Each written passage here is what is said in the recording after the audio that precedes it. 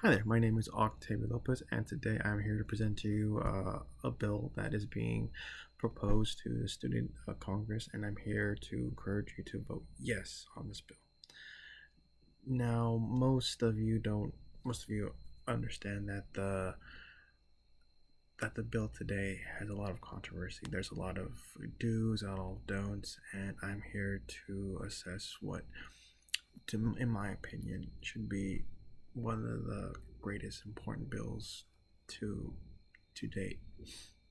Now, first off, there are many advantages of nuclear energy. Now, nuclear energy is clean energy. There is some uranium, but you'll get to that in a bit. They also have a small land footprint, and also they don't cost that much to build and make and sustain. And there are alternatives to those are significantly different versus cost and building and maintaining, etc., and the jobs as well. They are also a reliable energy source, which is good for the environment and good for everyone else because we need it in these dire times. Um, Now, there is something else. There's a upfront cost when the don'ts are gonna say. There's also nuclear waste.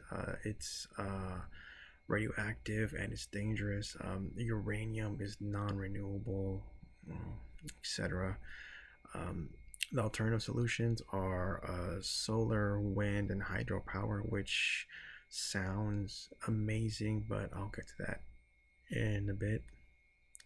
Now, I myself, a senator, would want you to vote yes because we need nuclear power. I highly suggest that Congress think it through about this topic and it will benefit us all in the long run. Now, why do you say that? Well, that's because nuclear power can now boast more than 18,000 reactor years of experience, and nuclear power plants are operational in 32 countries nationwide, or should I say worldwide? Apologies. In fact, though regional transmission grids and many other countries depend in part of nuclear generated power. Italy and Denmark, for example, get almost 10% of the electricity from imported nuclear power. In 2021, nuclear power plants supplied 2,600 kilowatts of electricity compared to 2,500 the year before. 13 countries in 2021 produced at least one quarter of their electricity from nuclear. France gets around 70% of its energy from nuclear, while Ukraine, Slovakia, Belgium, Hungary get about half of their nuclear power. In response to that, it's because in 2020, 61% of electricity was generated from burning fossil fuels. And I don't know if you know, but dinosaurs aren't around anymore. So we're slowly depleting the resources that we currently have. And that's not a good sign. The US has 93 operational nuclear reactors with a combined capacity of 95.8 gigawatts. In 2021, the nuclear generated around almost 20% of the country's electricity. That's a lot of power. Now let me get into the clean energy. Nuclear is the largest amount of clean power in the United States. It generally generates nearly around 800 billion kilowatts hours of electricity each year. It produces more than half of the nation's emission-free electricity. This avoids more than 470 million metric tons of carbon each year, which is equivalent to oof, 100 million cars off of the road. Mm-hmm. There have been 4 AP 1000 reactors under construction. 2 of these have been canceled due to funding, which again is why I'm here to push this funding.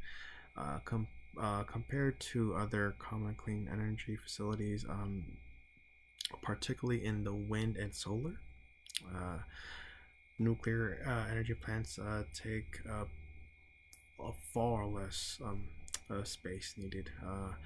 According to the Department of Energy, a typical nuclear facility produces 1,000 megawatts of electricity, takes up about 1 square mile space, comparative to a wind farm producing the same amount of energy takes 360 times more land area, and a large-scale solar farm uses 75 times that more space. That's around 431 wind turbines, or 3.125 million solar panels. So you want space, low cost, nuclear is your one way to go. Let's face it. Now, the don'ts, let's just lay it out there.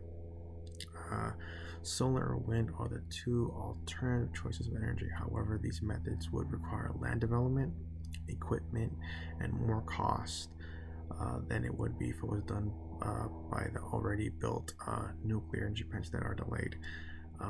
Many Republicans support the power method, but the same cannot be said for Democrats. Hopefully, the Democratic Student Council supports this cause. And although nuclear energy is a clean energy of power, it is technically not renewable. Currently, nuclear technologies rely on uranium or for fuel, which exists in limited amount in the Earth's crust. Sorry about that. The longer that we rely on nuclear power, uranium in particular, the more we are depleting Earth's uranium. And of course, nuclear waste is radioactive, making the environment and health concerns understandable. But we could go ahead and take care of that with funding. And also, one last thing, I'm just going to review all what I just spoke about nuclear power, the benefits. Takes less space, produces more, and is cost efficient compared to solar, wind, and hydropower, which is worse because you are in a dam. There could be flooding, there could be damages, there could be a lot of dangerous things. Solar and wind take up too much space, and compared to what nuclear produces compared to wind and power, it's come on now, it's a bit too low. I urge Congress, coming from me, Senator Lopez, to change the views of wind, solar, and power and alternative energy source methods and just go straight nuclear. That'll save us a lot of energy, a lot of time. Other countries are doing it, so why not? Also, why not? So I highly suggest that Congress thinks this thoroughly, and hopefully they could vote yes on renewable energy.